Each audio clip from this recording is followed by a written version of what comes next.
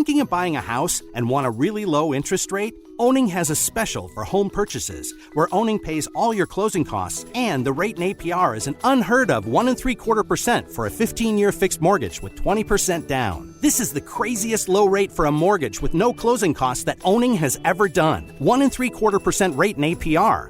Heck, we're almost paying you to live in a new house. Call 833-2-OWNING or go to owning.com to see if you qualify for this crazy low 1.75% rate. That's a fixed rate loan at 1.75% with no closing costs. Call 833-2-OWNING now, because 1.75% could go away at any time. NMLS 2611, licensed by the Department of Financial Protection and Innovation under the California Residential Mortgage Lending Act, subject to credit approval. Offer assumes the use of lender's choice escrow and title services. Call 833-858-0066 for terms and conditions. That's 833-2-OWNING or owning.com. 833-2-OWNING or owning.com. Come and join Genshin Impact. Fight the looming darkness. Explore the secret of this mysterious world. Genshin Impact. Download now for free on PlayStation, iOS, Android, PC, and Epic.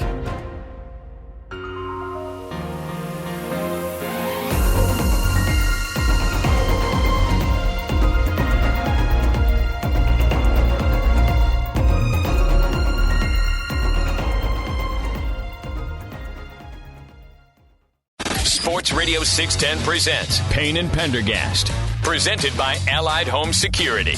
Hey, what's happening, everybody? Happy Thursday to all of you. Nice to be with you.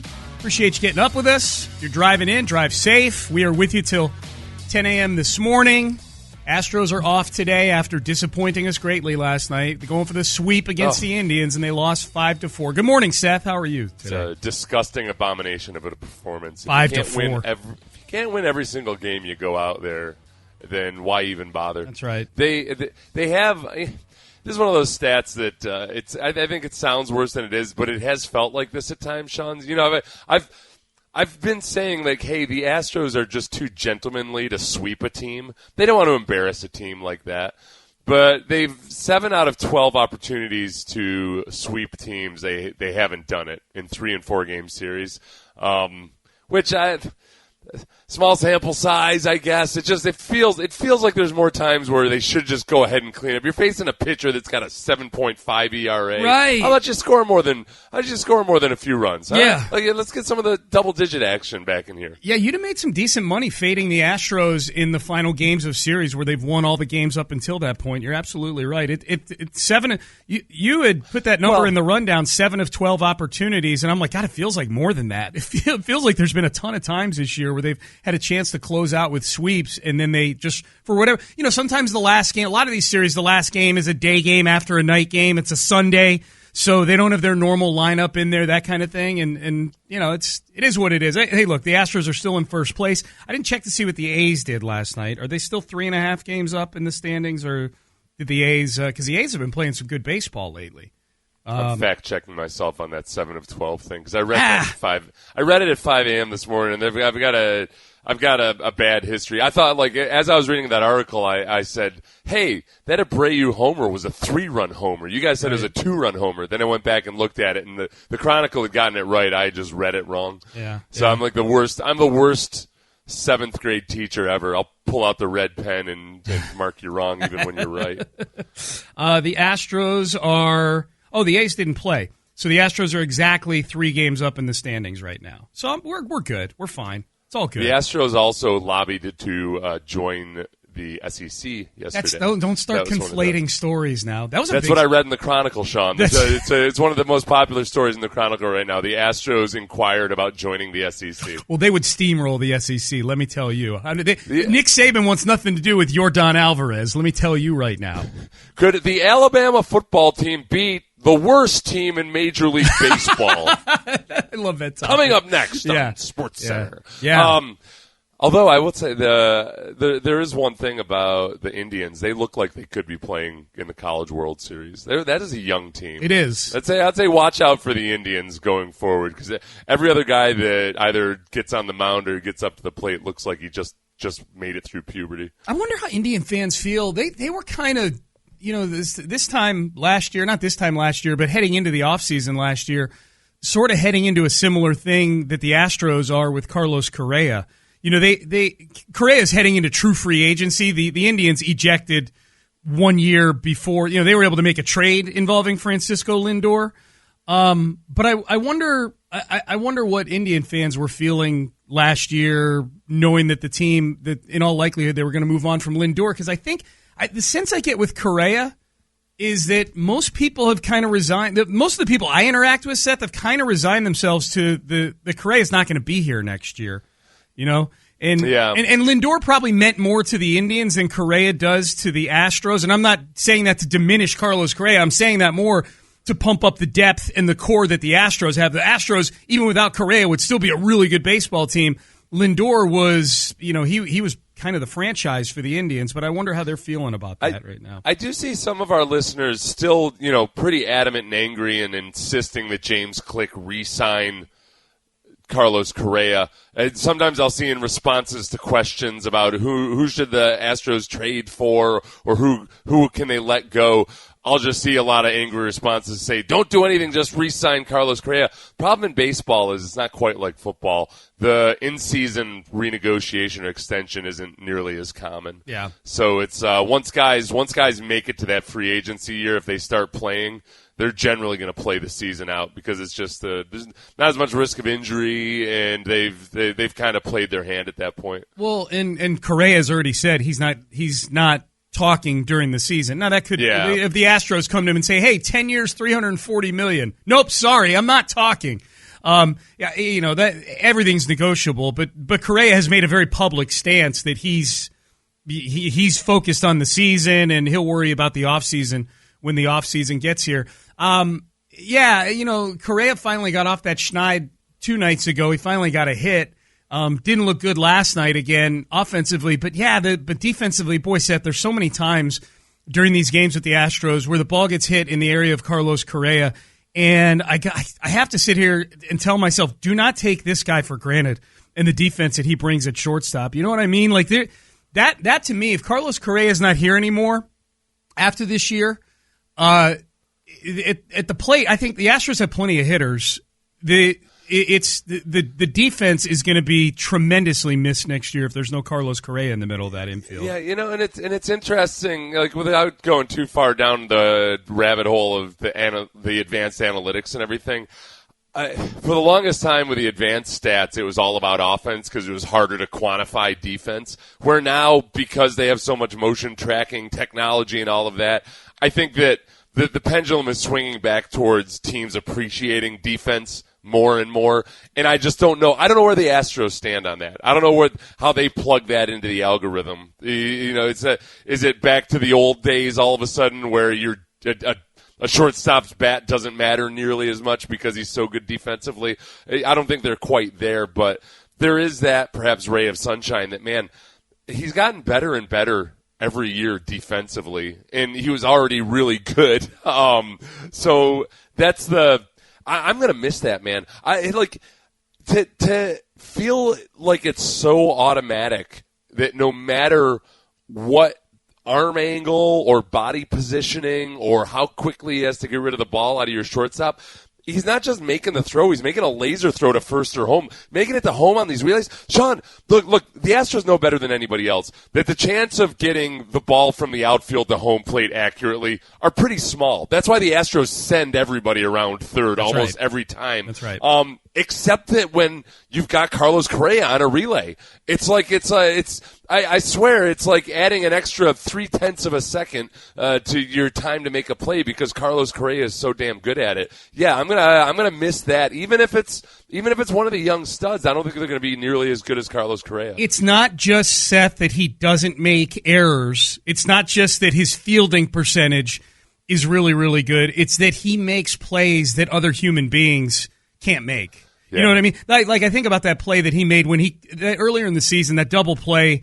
I forget what game it was. I forget who the opponent was. I just remember it's burned into my brain, the visual of Carlos Correa making a Patrick Mahomes-like away from the body throw while converting a double play over to first base. Altuve flips the ball to him. Correa is moving quickly to his left and throws a dart running away from his arm to get the double play. Like there's just That doesn't exist anywhere else in baseball, the ability to do that. It exists with Carlos Correa. That's it. As we start getting closer to the trade deadline, it gets really interesting because maybe there is some chance that they re-sign Carlos Correa. Particularly, I don't know if he continues to struggle at the plate. Maybe they can just flat out compete for him in free agency. Who knows?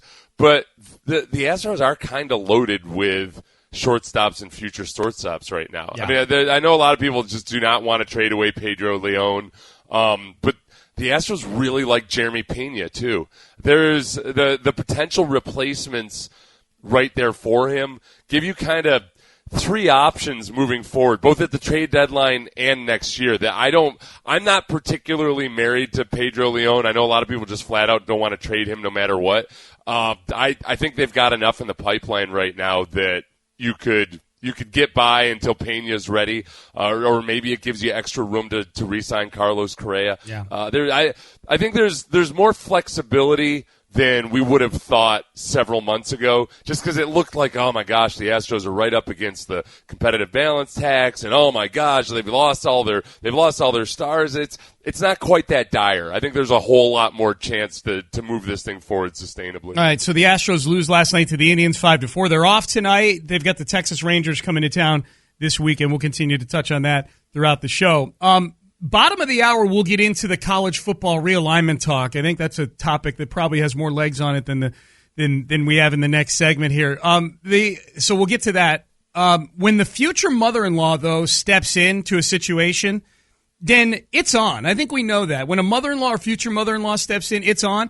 The latest on the Aaron Rodgers situation, pretty daunting if you're a Packer fan. We'll share it with you next. Thinking of buying a house and want a really low interest rate? Owning has a special for home purchases, where Owning pays all your closing costs, and the rate in APR is an unheard of 1.75% for a 15-year fixed mortgage with 20% down. This is the craziest low rate for a mortgage with no closing costs that Owning has ever done. 1.75% rate in APR. Heck, we're almost paying you to live in a new house. Call 833-2-OWNING or go to owning.com to see if you qualify for this crazy low 1.75% rate. That's a fixed rate loan at 1.75% with no closing costs. Call 833-2-OWNING now, because 1.75% could go away at any time. NMLS 2611, licensed by the Department of Financial Protection and Innovation under the California Residential Mortgage Lending Act. Subject to credit approval. Offer assumes the use of lender's choice escrow and title services. Call 833-858-0066 for terms and conditions. That's 833-2-OWNING or owning.com. 833-2-OWNING or owning.com. Come and join Genshin Impact. Fight the looming darkness. Explore the secret of this mysterious world. Genshin Impact. Download now for free on PlayStation, iOS, Android, PC, and Epic.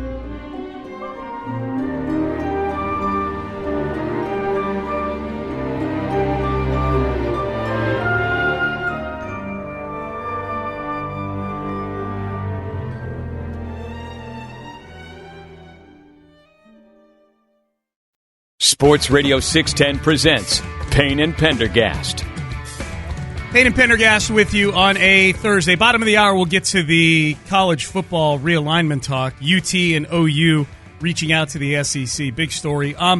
So training camp begins for the NFL for most of the league, other than the Buccaneers, Steelers, and Cowboys, who all start up this week.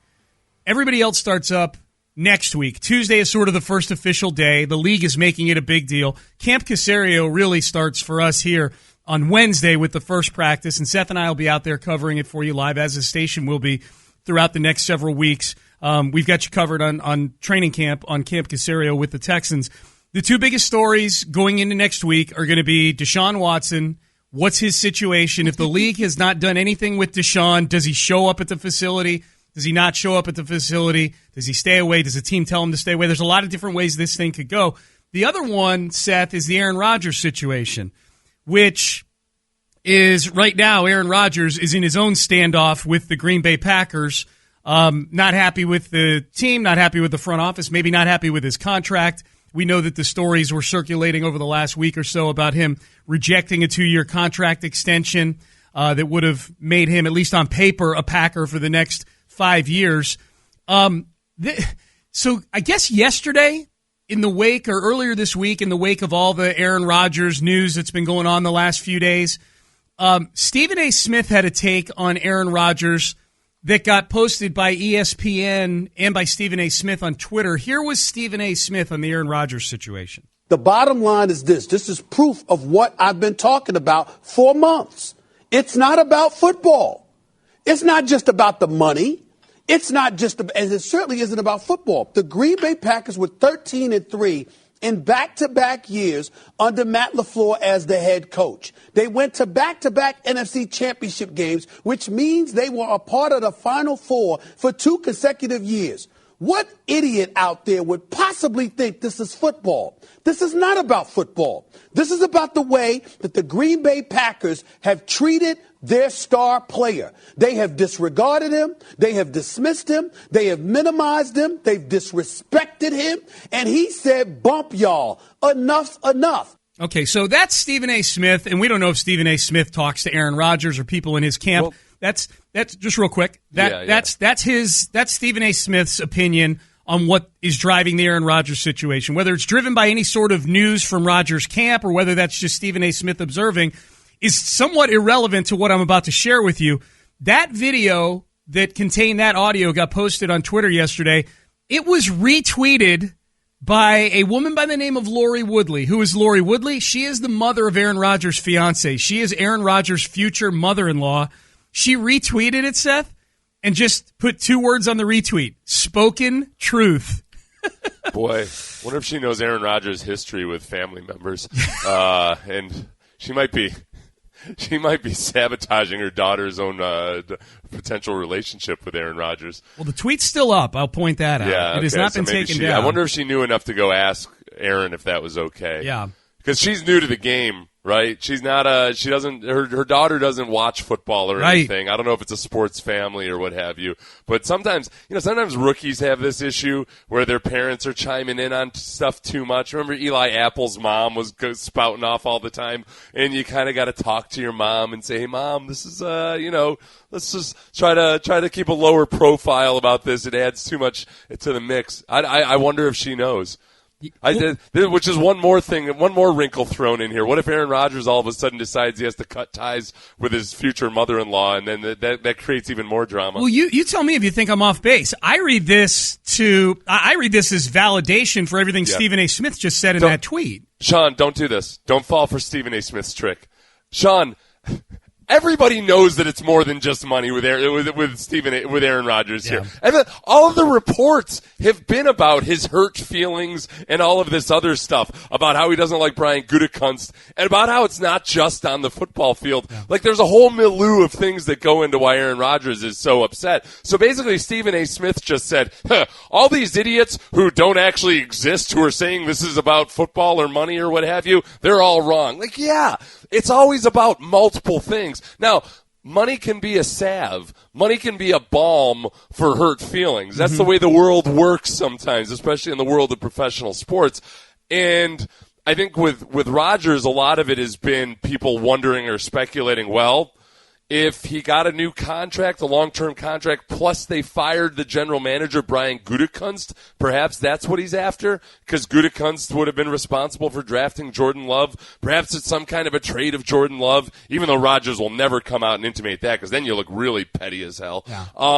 But yeah, I think it's of course it's about more than just the money. I was upset with Schefter a couple days ago because he just had faulty logic when he was saying that Aaron Rodgers turning down a contract proves that it's not about the money. Right. Like, no, people, sometimes when it's specifically about the money, you turn down a contract. Yeah. Turning down a contract doesn't prove anything. But all of the reports have been that, Aaron Rodgers is pissed off and peeved that he was disrespected and that they drafted somebody. So it's of course it's not just about the money. So, look, Aaron Rodgers' meddling future mother-in-law and Stephen A. Smith haven't told us anything new about the situation. Aaron Rodgers is a sensitive little diva, and he's going to get upset at times about things. And right now, he's super angry. He's throwing his hangers out of the closet. He's that angry. He's slashing his favorite dress. That's how angry the diva Aaron Rodgers is. So if you were somebody like me who has been staunch in his prediction that Aaron Rodgers will be under center week 1 for the Green Bay Packers, or maybe more importantly, importantly, if you're a fan of the Green Bay Packers, does the fact that his future mother-in-law is now tweeting openly about this affect your read on the situation one way or the other? Like, do you look at this and go, boy, this is worse than I thought it was, or there's a better chance or a worse chance that he's going to be playing for the Packers this year? Does this change? Does this move the needle at all for you? I think, no, it makes me want to watch the soap opera that is Aaron Rodgers' personal life closer and closer. Yeah. I think, look, does she know? Does she know that he doesn't talk to his family, or at least didn't for a long period of time? Is she aware of exactly? You ever watch some of these guys when they're talking about Aaron Rodgers and what he wants or what have you? Like guys, former teammates or friends, they are so careful. It's like they're in a deposition. Yeah. There was the guy that's on with Pat McAfee, AJ Hawk. Yeah. AJ Hawk. I saw AJ Hawk talking about it, and it was good stuff, but he was being exceedingly careful. And AJ Hawk's a guy that kind of shoots from the hip, you know. Yeah, why would he be careful? Why would a retired player be careful about it? Because he's friends with him? He's friends with Aaron Rodgers, right. And he knows that Aaron Rodgers can get a little howdy about something. I would imagine A, he likes Aaron Rodgers and respects him, and B, sure. I would imagine sometimes the perk benefits of being Aaron Rodgers' friends are pretty nice. That's true. Look, AJ Hawk had a nice career. He played for the Packers. Packers fans know him by name and sight. That carries a lot of weight moving forward in life, but it's not quite like the treatment you get when you're hanging out with Aaron Rodgers. All right, so the future mother-in-law is now involved in the Aaron Rodgers situation. The Aaron Rodgers drama, hey, it's going to be a fun week next week, man, with Camp Caserio getting started here, with training camp getting started around the league. It's going to be a really, really interesting first few days of next week with the Deshaun Watson and the Aaron Rodgers sagas both playing out, at least the next chapters of them playing out to some degree. All right. Speaking of sagas, speaking of soap opera, out of nowhere, college football may be about to get turned on its head again, and it's got a lot of ripple effects for a lot of you listening in the audience right now. Longhorns, Aggies, Cougs, we'll go through all of it. If you haven't heard the news, we'll share it with you, and we'll give our analysis of it next. At Jewelers Mutual, we're a little obsessed with jewelry. Obsessed like auctioneers with talking fast. 50, we'll get a fifth. Oh, pop stars with auto-tune. Yeah. And dentists with asking questions. So, how did he propose? After they've put their hands in your mouth. Great. Yes, we've made jewelry our obsession for over 100 years. We love it so much we named our kids Ruby, Amber, and Opal. Venti soy latte for Opal? At Jewelers Mutual, we insure jewelry and only jewelry, which is why people who are also obsessed with jewelry trust us with theirs. Live from the Twin Peaks studios, Sports Radio 610 presents Payne and Pendergast. Payne and Pendergast with you on a Thursday. Today is Thursday. Good to be with you. So this kind of came out of nowhere yesterday. On the 10-year anniversary of the massive shift in college football, realignment-wise, from a decade ago, that wound up with A&M and Missouri going to the SEC. It wound up with the Big 12 losing some schools to the Pac. What was the Pac-10 then? It's the Pac-12 now. If you were a college football fan 10 years ago, you remember the seismic shift going on. And at the end of the day, the fallout for the Big 12 was, they lost A&M to the SEC and a couple of other schools, but they were able to hold on to Texas and Oklahoma. They added TCU. They added West Virginia. U of H tried to get into the Big 12, did not. And things have been fairly stable over the last 8 or 9 years, Seth, since then. However, now with name, image, likeness revenue there available to players, now with the potential of a 12-team college football playoff coming up, and with most importantly with TV contracts coming up here in the next few years around college football, we're looking again at possibly another big shift, and it's once again centered around the University of Texas and Oklahoma, who reportedly yesterday, and Brent Zwerneman, who covers the Aggies for the Houston Chronicle, was the one who broke this story, that the University of Texas and OU have reached out to the SEC about joining the conference. Man, this got people talking yesterday, especially because this news got dropped right in the middle of SEC Media Days. So you had Jimbo Fisher getting hit with it as a question at the podium. You had Ross Bjork, who's the AD at A&M, and we'll get into A&M's stance on all this in just a second. But, Seth, are you ready for another round of college football realignment here 10 years later? I've kind of become resigned to it that you're going to go through bouts of this. And I was trying to figure out yesterday whether I was whether I was potentially more upset for the other members of the Big 12, whether I was excited for the University of Houston because this might somehow create an opportunity for them to leap up into a Power 5, but then if Texas and Oklahoma leave, does the Big 12 remain a Power 5?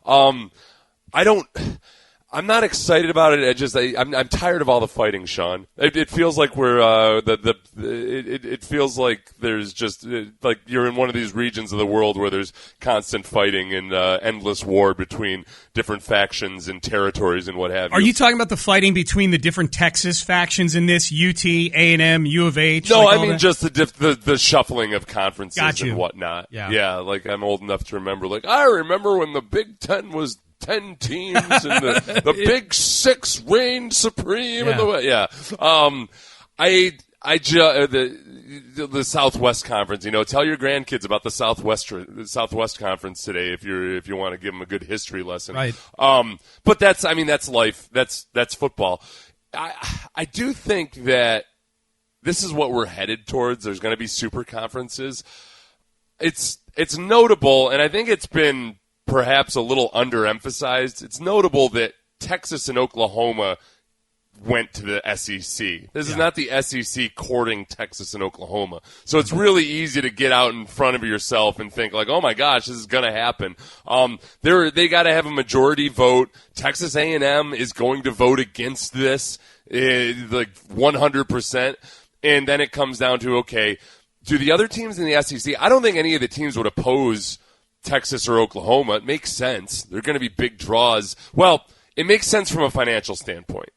I think some teams and members might not like actual viable contenders entering the mix, but it's all about the money in the end.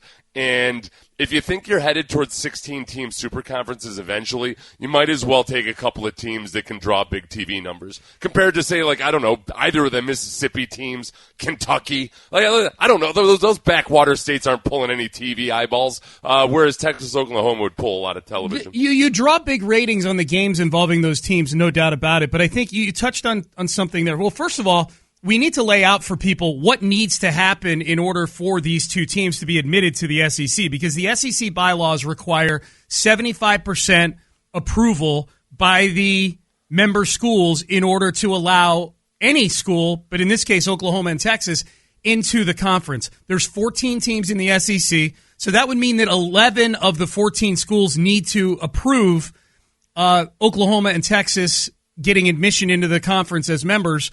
If you're somebody who's rooting for Texas and OU to remain with the Big 12, then you're looking at it, Seth, you're almost looking at it like you look at passing a bill in Congress, like, okay, where are the votes? Where are the votes? Where are the 4 dissenting votes? Because that's what you need. You need 4 dissenting votes in order to keep Texas and Oklahoma out of the Big 12 or the SEC. I think the reports are that it's a lock that A&M and Missouri, 2 former Big 12 schools that left the Big 12 because they didn't want to deal with Texas anymore, that they're going to say no to this. So basically, if you're trying to keep Texas and Oklahoma out of the SEC, you're looking for 2 more schools. I don't know who those schools are going to be, but here was A&M Athletic Director Ross Bjork yesterday at SEC Media Days when he was asked about Texas and Oklahoma coming into the SEC. We want to be the only SEC program in the state of Texas. There's a reason why Texas A&M left the Big 12. To be standalone, to have our own identity, and that's our feeling. And I think, Seth, when you talk about the competitive part of this whole thing, put the finances aside for a second, just the competitive part of this whole thing, I think there are going to be schools that look at it and go, okay, what exactly, other than some ratings for some TV games, what exactly are Oklahoma and Texas bringing incrementally? Obviously, from a prestige standpoint, those would be 2 great schools to add to your conference. But for certain schools, I think you're looking at going, okay, did we just make it harder for us to make the 12-team playoff moving forward? I don't want to get too deep in the weeds on how cable rights fees work or whatever, but a big part of going and getting Texas A&M 10 years ago for the SEC was to be able to charge big subscriber rates to the SEC network in the state of Texas. Texas themselves, University of Texas, does not allow them to all of a sudden charge more for the SEC network in the state of Texas. So there's I think the financial part of it is maybe a little overblown in terms of what they bring to the SEC. I think Oklahoma and Texas need the SEC way more than the SEC need Oklahoma and Texas. I think that's unquestionably the case. Oklahoma and Texas are looking around going, okay, we're in this Big 12. This is the shakiest of the Power 5 conferences right now. Yeah. And we need to get somewhere where, A, we can make more money, and B, we're going to be safe and above the fray when the big shifting. We need to cause the big shift and not become a victim of the big shift where, oh, crap, they went and got Clemson and some other school, and now we're looking at going to the Pac-12 just so we can make sure we're still in what might end up being a 4-conference situation instead of a 5 Power 5 conference situation moving forward. They're being proactive. One of our listeners says the TV move is based on population of states within your footprint, and the SEC already has Texas. Yeah, it's kind of what I was saying. Yeah, but I'd say that's you're thinking a little too vanilla about it because, no, it's not based on the population. It's based on number of potential viewers. You know, like, hey, New York State is a huge state, lots of people in it, but they don't necessarily have a whole lot of viewers for Texas football. It's a number of, mega or if you're a Spanish television station, you go to a huge state that doesn't have any Spanish speakers, then you don't have a lot of potential viewers. Texas and Oklahoma bring a lot of potential TV viewers because a lot of TV viewers outside the state of Oklahoma as well. So when it comes to national television, I think that's the difference there. Yeah. Now, the same texter whose text you're reading says if the SEC expands, it would make more sense to pick up teams in North Carolina and Virginia, close states with large populations. And I think I'll point out here 2 states that the SEC I don't think is in right now. And those are states with large populations. The SEC network is based in Charlotte, so from a geographic standpoint, I 100% agree with that texter. I realize that there probably aren't schools in North Carolina and Virginia from a football standpoint, at least that I can think of, that would match up brand-wise to Texas and Oklahoma. Probably not even close. I'm probably the best schools that you could go get for the SEC in those 2 states would be North Carolina and Virginia Tech, maybe, or University of Virginia. But from a business standpoint, that does make a lot of sense. The business part and the TV part of this, I think.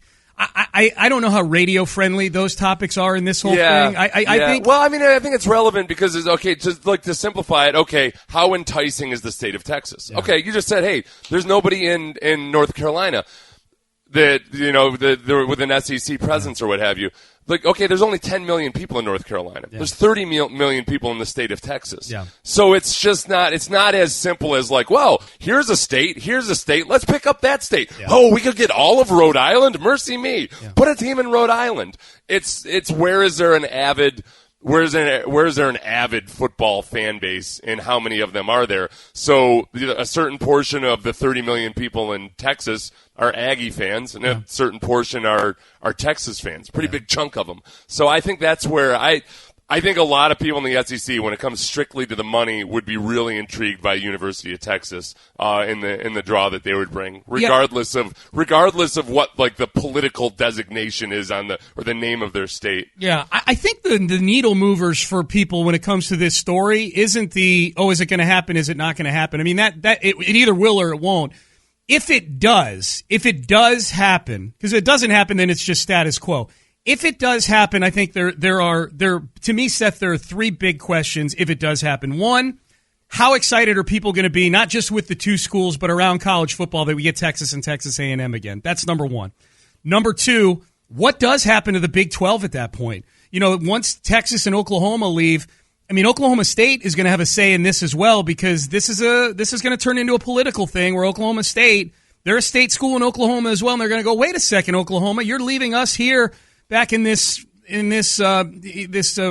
vagabond refugee conference here. I thought we were attached at the hip here. So that's, I think, what happens with the Big 12. And then I think here locally, if I'm a University of Houston fan, am I excited about the possibility of shifting here and moving to the Big 12 if there's no Texas and Oklahoma in the Big 12? Right? I mean, I guess technically on paper you're moving to a Power 5 conference, but are you really if Texas and Oklahoma aren't in it anymore? Are you guaranteed that if you move to a Big 12, if you're University of Houston and you move to a Big 12 that doesn't include Texas and Oklahoma, in 2 years are you just not in a more like a slightly souped up version of the conference that you're already – I mean, I guess you're getting some games that will draw more people out to TDECU Stadium. You're going to get Baylor and TCU there, assuming they're still there in this whole thing, and they don't leave for the Pac-12 or whatever.